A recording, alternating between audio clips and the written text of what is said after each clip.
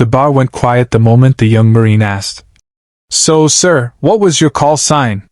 The older man, broad shoulders, quiet eyes, hands scarred by time and war, paused, his fingers tightening around a worn beer glass. The jukebox hummed softly in the background. Then he said it. "Reaper 1.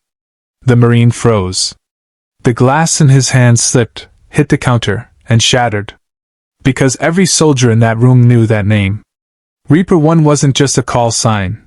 It was a legend. It was a Friday night in a small-town bar near Camp Pendleton. Veterans gathered there often, a place filled with old stories, laughter, and the ghosts of brothers who never made it home. Among them sat Tom Grayson, a single dad who'd been out of the Marines for years. These days, he worked as a mechanic, raising his little boy, Jake, all on his own. Tom never talked about the war. He was just the quiet guy who fixed trucks and never missed a Little League game. But tonight, a group of young Marines had come in after training.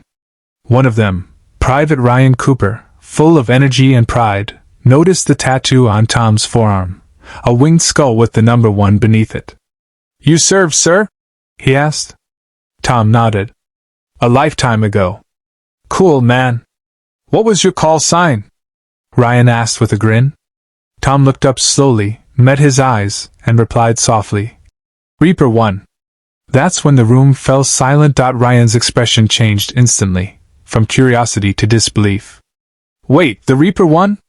From Operation Iron Dagger? Sir, my uncle told me about you. You saved an entire unit pinned down in the valley."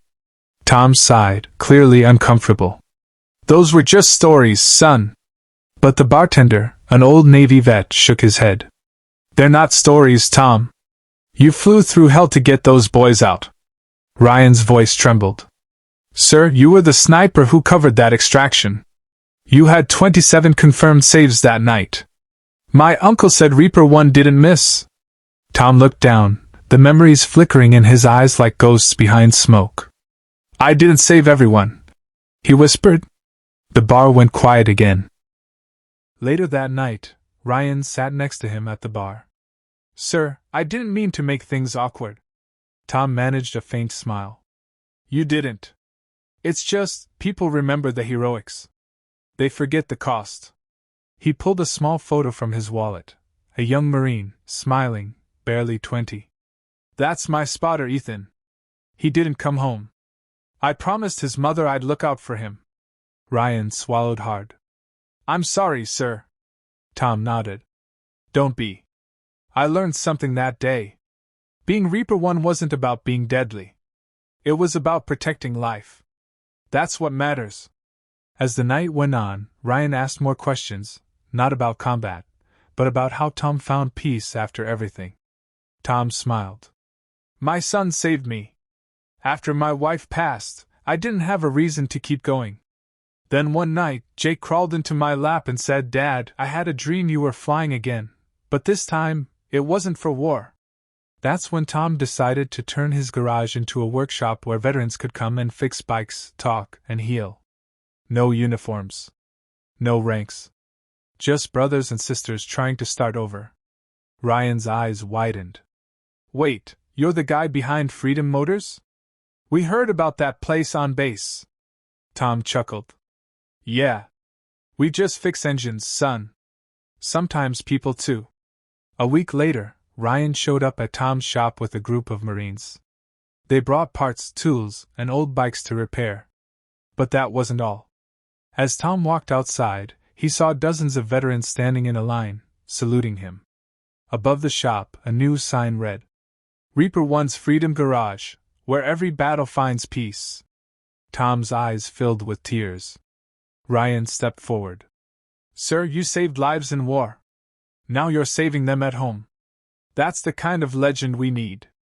Tom looked at the faces, young and old, scarred and smiling, and said softly, "The mission never ends.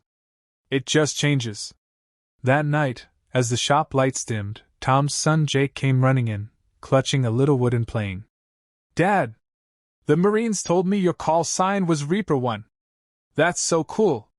Tom knelt, smiling. "You know what it means, buddy?" Jake shook his head. It means I was the guy who made sure everyone came home. Jake grinned proudly. Just like you do now. Tom hugged his son tightly, the past and present finally at peace. Heroes don't always wear uniforms. Sometimes they're single dads fixing engines, teaching kindness, and quietly holding the line between pain and healing. And maybe, just maybe, being Reaper 1 was never about taking life. It was about saving it.